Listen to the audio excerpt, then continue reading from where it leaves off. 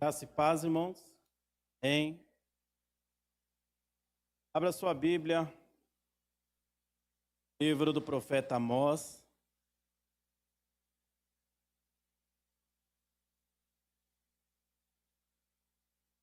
Livro do profeta Amós, capítulo 4.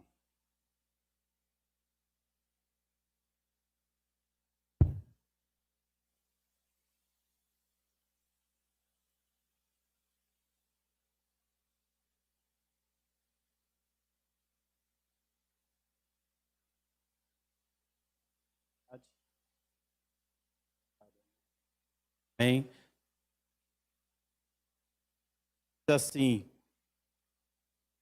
ouvi esta palavra, vós, vacas de Bazã, que estais no monte de Samaria, que oprimes aos pobres, que esmagais os necessitados, que dizeis a vossos senhores: dai cá e bebamos. Jurou o Senhor Deus pela sua santidade, que dias estão para vir sobre vós, em que vos levarão com ganchos, e a vossos descendentes com anzóis de pesca. Saireis pelas brechas, uma após outra, e sereis lançadas para Armon, disse o Senhor. Vinde a Betel e transgredi, a Gilgal e multiplicai as transgressões. E cada manhã trazei os vossos sacrifícios e os vossos dízimos de 3 em 3 dias. E oferecei o sacrifício de louvores do que é levedado. E apregoai as ofertas voluntárias. Publicai-as, porque disso gostais, ó filhos de Israel, diz o Senhor Deus. Por isso também vos dei limpeza de dentes em todas as vossas cidades, e falta de pão em todos os vossos lugares. Contudo, não vos convertestes a mim, disse o Senhor. Além disso, retive de vós a chuva, quando ainda faltavam 3 meses para a ceifa. Quis que chovesse sobre uma cidade e não chovesse sobre a outra. Sobre um campo choveu, mas a outro sobre o qual não choveu secou-se. E andaram errantes 2 ou 3 cidades, indo a outra cidade para beberem água, mas não se saciaram. Contudo, não vos convertestes a mim, disse o Senhor. Feri-vos com queimadura e com ferrugem, a multidão das vossas hortas, e das vossas vinhas, e das vossas figueiras, e das vossas oliveiras, comeu a locusta. Contudo, não vos convertestes a mim, disse o Senhor. Enviei a peste contra vós, à maneira do Egito. Os vossos jovens matei a espada, e os vossos cavalos deixei levar presos. E o mau cheiro dos vossos arraiais fiz subir as vossas narinas. Contudo, não vos convertestes a mim, diz o Senhor. Subverti a alguns dentre vós, como Deus subverteu a Sodoma e Gomorra, e vós fostes como um tição arrebatado do incêndio. Contudo, não vos convertestes a mim, disse o Senhor. Portanto, assim te farei, ó Israel. E porque isso te farei, prepara-te, ó Israel, para te encontrares com o teu Deus. Porque eis aqui o que forma os montes e cria o vento.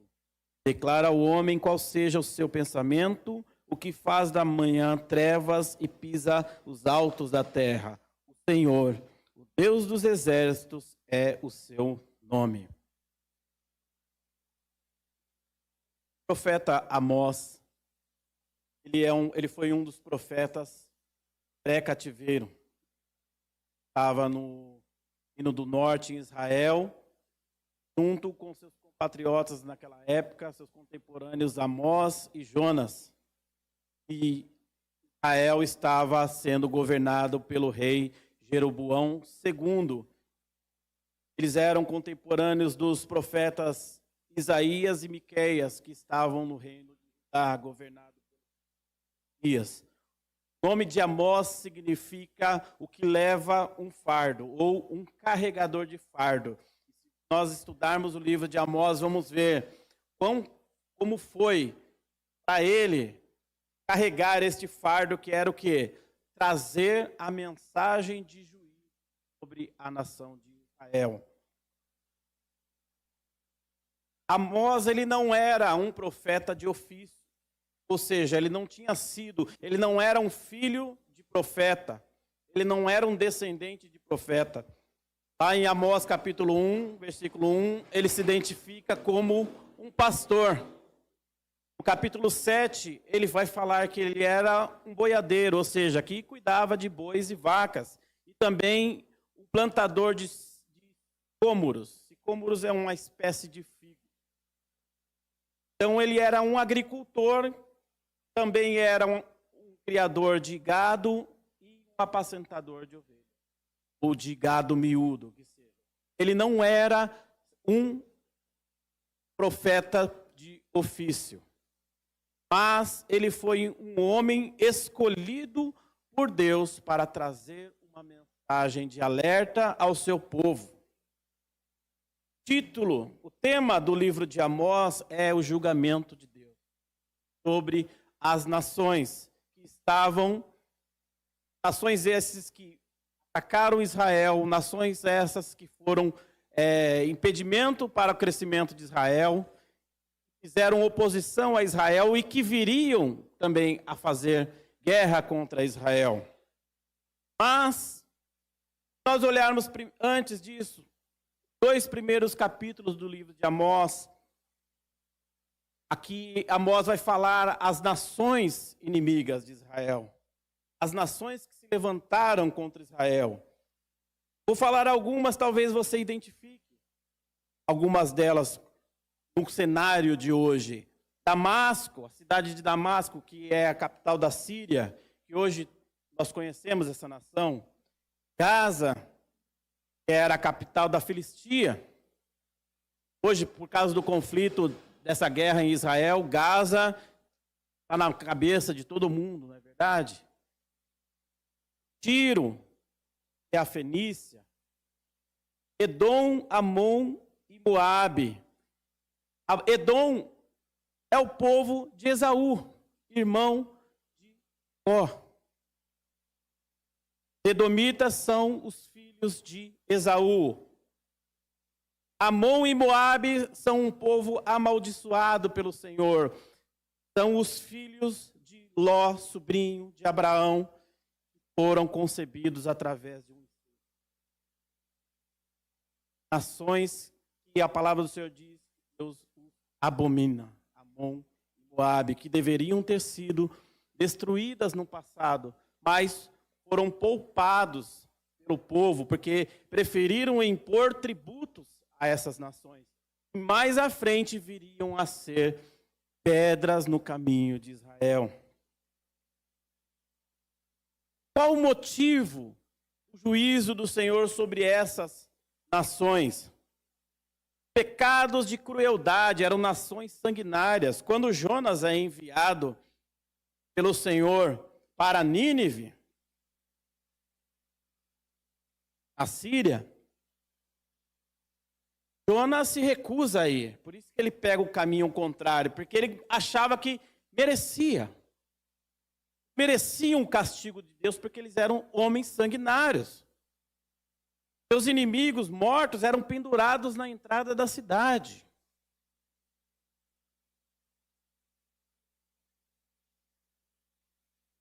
Então, essas nações, elas tinham ofendido ao Senhor pelos seus pecados de crueldade.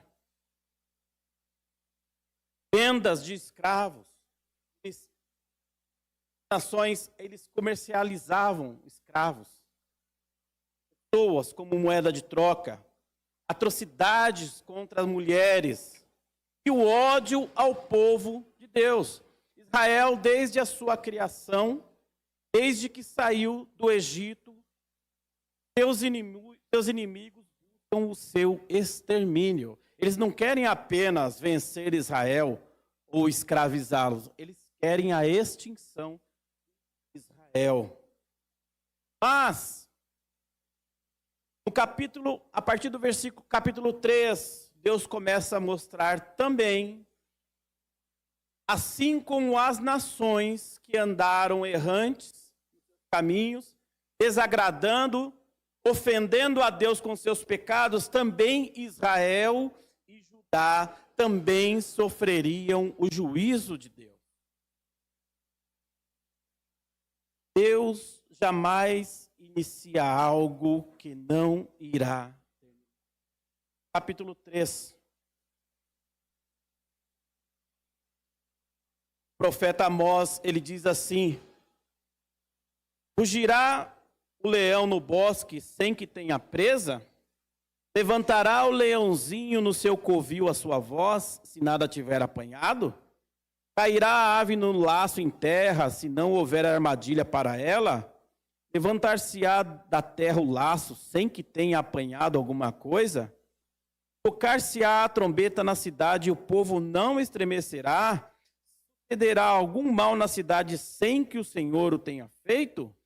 Certamente, o Senhor Deus não fará coisa alguma sem ter revelado o seu segredo aos seus servos, os profetas. Amós está dizendo que tudo aquilo que o Senhor disse que faria contra essas nações, ele certamente fará. Todas essas profecias se cumpriram quando Israel foi levado cativo para a Síria.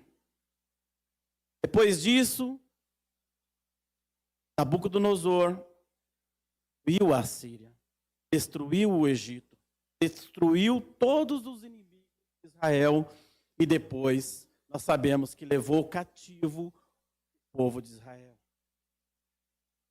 A tribo de Judá mostra, irmãos, por mais precioso que seja, por mais que nós que servimos a Deus sejamos preciosos aos olhos do Senhor, o Senhor não tem por inocente fora dos caminhos do Senhor. Por mais que Deus amasse Jerusalém, o juízo sobre aquela cidade certamente chegaria, porque ela estava andando nos caminhos das outras nações. Nós vamos ver aqui qual é a causa do juízo que vem sobre Israel. Israel, mesmo sendo orientado, mesmo sendo alertado sobre o mal que viria, Israel continua rebelde. Quando nós olhamos esse cenário, nós imaginamos que Israel já estava passando por uma crise financeira, talvez já existissem doenças destruindo Israel, matando o povo, que havia uma seca muito grande, por isso nada se plantava, nada se colhia, por isso havia uma fome muito grande. Mas se você for ver a palavra do Senhor, a palavra é muito ao contrário. Israel vivia num tempo de paz e prosperidade. Paz e prosperidade. Israel tinha os seus inimigos sobre a sua sujeição. Ninguém ousava atacar Israel. As nações inimigas, estas citadas aqui, pagavam tributos a Israel para não serem destruídas por Israel. Então, tudo isso estava acontecendo. Por isso, nós precisamos entender, irmãos, não é porque vivemos num tempo de paz e de prosperidade que nós podemos viver de qualquer jeito. Muitas das vezes, nós estamos vivendo de forma errada, em desacordo com a palavra do Senhor, mas nós não percebemos isso, achamos que está tudo normal por eu ser o servo de Deus, porque as coisas estão indo bem, tudo na minha vida está prosperando, tudo está dando certo. Nós acreditamos que mesmo fazendo as coisas erradas, o Senhor não está olhando. Nós achamos que prosperidade, paz, é sinal de que está tudo bem. Mas no mundo espiritual não é assim. Não é assim.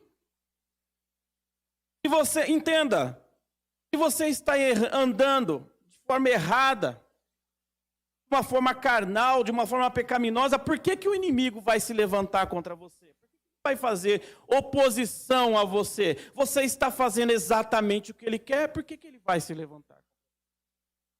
Agora, experimenta colocar a sua vida no altar do Senhor. Começa a andar em santidade. Começa a buscar a palavra do Senhor para ver como que ele se levanta contra a sua vida. O povo vivia a prosperidade. O Senhor fala do castigo que haveria, mas olha aqui, o Senhor fala como se já houvesse acontecido. Ele fala aqui, olha, eu vos dei limpeza de dentes em todas as vossas cidades e falta de pão em todos os vossos lugares. Contudo, não vos convertestes a mim. Não havia acontecido.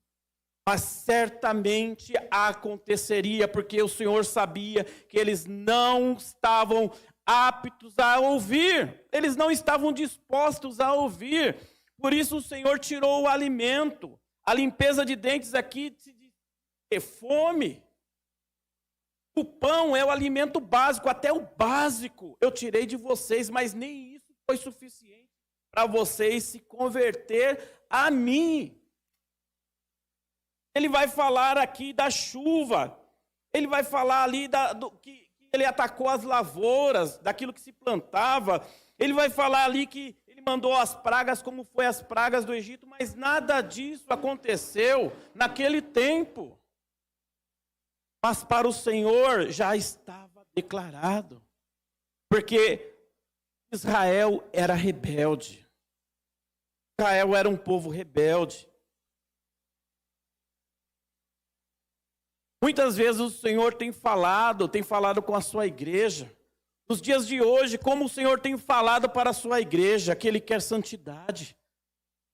Ele quer santidade no meio do seu povo. Ele quer obediência. Que Ele quer devoção do seu povo, que nós o adoremos somente a Ele. Muitas das vezes temos contaminado o altar do Senhor com ofertas impuras. É o que o Senhor fala lá no versículo 4. Vinde a Betel e transgredi. Betel, casa de Deus. Abra sua Bíblia em Gênesis. Gênesis capítulo 28.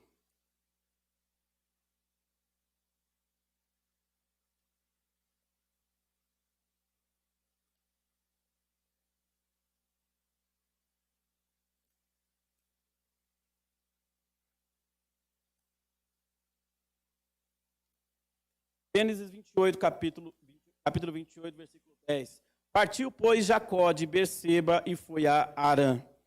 Chegou a um lugar aonde passou a noite, porque já o sol era posto, e tomou uma das pedras daquele lugar e a pôs por seu travesseiro e deitou-se naquele lugar. Sonhou, e eis uma escada posta na terra, cujo topo tocava nos céus, e eis que os anjos de Deus subiam e desciam por ela. E eis que o Senhor estava em cima dela e disse: Eu sou o Senhor, Deus de Abraão, teu pai, e o Deus de Isaque. Esta terra em que estás deitado, darei a ti e à tua descendência. E a tua descendência será como o pó da terra, e estender-se-á ao ocidente e ao oriente, e ao norte e ao sul, e em ti e na tua descendência serão benditas todas as famílias da terra. Eis que estou contigo e te guardarei por onde quer que fores, e te farei tomar esta terra, porque não te deixarei até que haja cumprido o que tenha falado. Acordando, pois, Jacó do seu sono, disse: Na verdade o Senhor está neste lugar, e eu não o sabia. E temeu e disse: Quão horrível é este lugar! Este não é outro lugar senão a casa de Deus, e esta é a porta dos céus. Então levantou-se Jacó pela manhã de madrugada e tomou a pedra que tinha posto por seu travesseiro e a pôs por coluna. Derramou azeite em cima dela e chamou o nome daquele lugar Betel. O nome, porém, daquela cidade antes era Luz. Jacó fez um voto dizendo: se Deus for comigo e me guardar nesta viagem que faço e me der pão para comer e vestes para vestir, e eu em paz tornar a casa de meu pai, o Senhor será por meu Deus. Esta pedra que tenho posto por coluna será a casa de Deus, e de tudo quanto me deres, certamente te darei. Jacó teve uma visão que aquele lugar era o lugar da morada de Deus. Ele temeu, porque ele sabia que ele não era digno de estar naquele lugar. Ele, mais que depressa, ao se levantar, ele faz um altar e ali consagra, dizendo: este lugar é a casa de Deus. Mas agora o Senhor se volta para Israel e diz para eles: olha, vinde a Betel e transgredi, a Gilgal e multiplicai as transgressões. Cada manhã trazei os vossos sacrifícios e os vossos dízimos de 3 em 3 dias, e oferecei o sacrifício de louvores do que é levedado, e apregoai as ofertas voluntárias, publicai-as, porque disso gostais, ó filhos de Israel, disse o Senhor Deus. Motivo: a ira do Senhor contra esta cidade, contra Israel, é porque eles profanaram o altar do Senhor com ofertas impuras, porque o pão que fazia parte dos rituais, os pães da preposição não poderiam ser levedados, porque o fermento simbolizava o pecado, mas eles ofereciam pães levedados. Quando nós falamos do pão levedado, ele é o contaminado. Eles estavam oferecendo ofertas contaminadas. Por quê? Porque eles estavam servindo a 2 senhores. Eles faziam aquelas ofertas, mas na verdade o seu coração estava voltado a outros deuses. O Senhor falara já através do profeta Oséias. O profeta Oséias,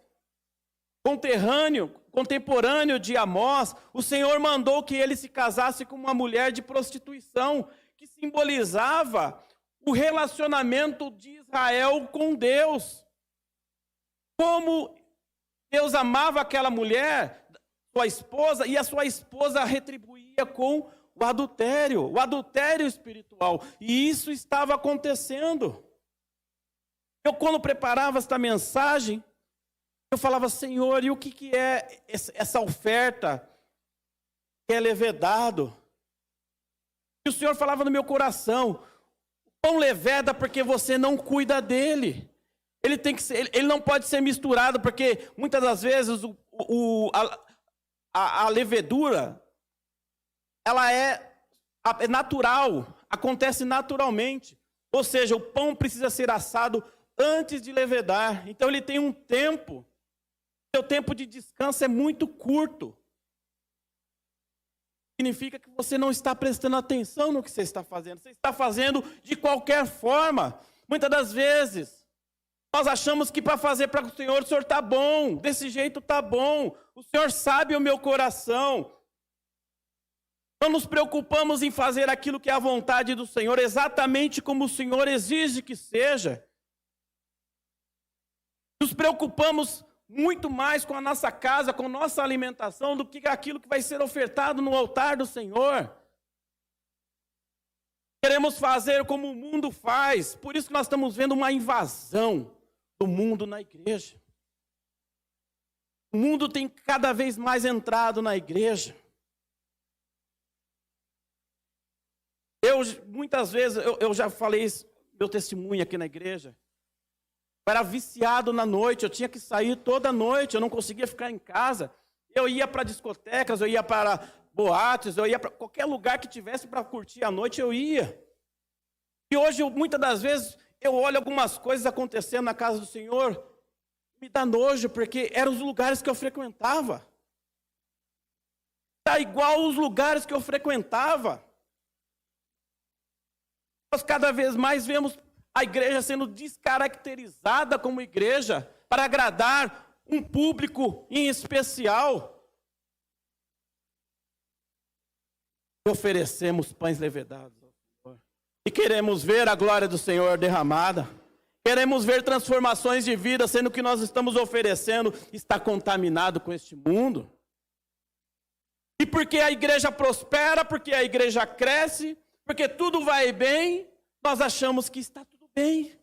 Estamos agradando ao Senhor. Assim como Israel estava vivendo um dos melhores momentos da sua história. Por quê? Porque não tinham necessidade de nada.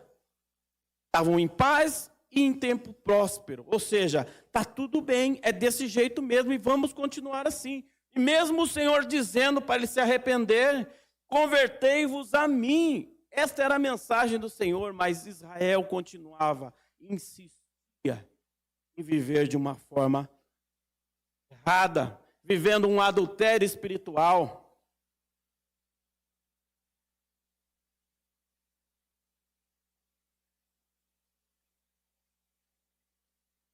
Qual é? Deixa eu te perguntar, qual é a mensagem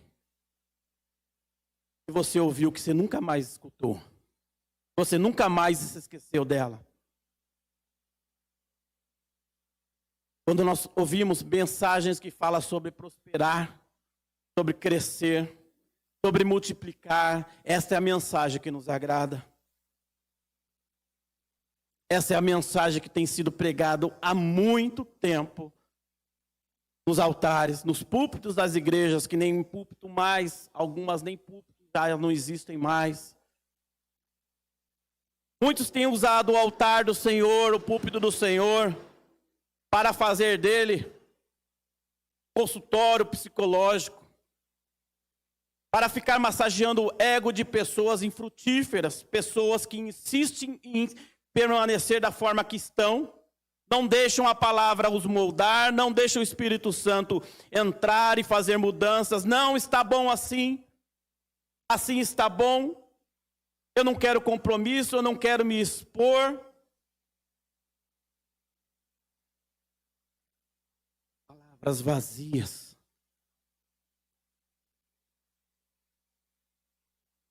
Às vezes tem palavras que você ouve aqui que não fala nada a não ser bênção para você. Como se fosse a única coisa que Deus tem para você é te dar bênção. Bênção e mais bênção, não importa da forma que você vive. Não há mensagens de arrependimento. Não há mensagens de renúncia. E falar de pecado, então, eu não volto mais aqui, porque eu não gosto, isso não me agrada. Eu quero ouvir que eu sou amado de Deus, eu quero ouvir que o Senhor vai me prosperar, que tudo, onde eu botar a planta dos meus pés vai prosperar. Esses têm sido os sermões vazios, têm sido colocados muitas das vezes nos altares, no altar da casa do Senhor. E desse sacrifício o Senhor não se agrada. Por isso o Senhor conclama ao seu povo a uma mudança radical.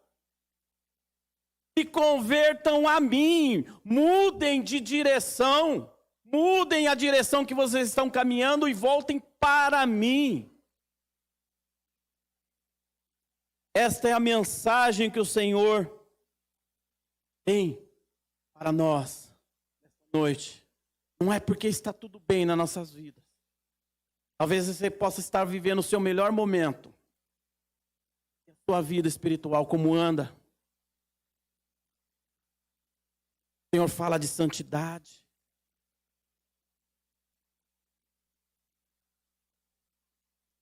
Jurou o Senhor Deus pela sua santidade. O Senhor apela, faz uma apelação. Jurou o Senhor pela sua santidade, pela sua própria essência. É isso que o Senhor quer de nós. E o Senhor dá um alerta, é um alerta final para o seu povo. Portanto, assim te farei, ó Israel. E porque isso te farei, prepara-te, ó Israel, para te encontrares com o teu Deus. Nós temos que estar preparados, irmão, para encontrar com Deus. A igreja precisa estar preparada para encontrar com o teu Deus.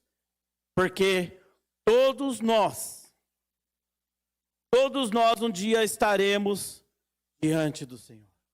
Paulo fala lá em na segunda carta aos Coríntios, que todos nós um dia estaremos perante ao Senhor para prestar contas, para o bem ou para o mal.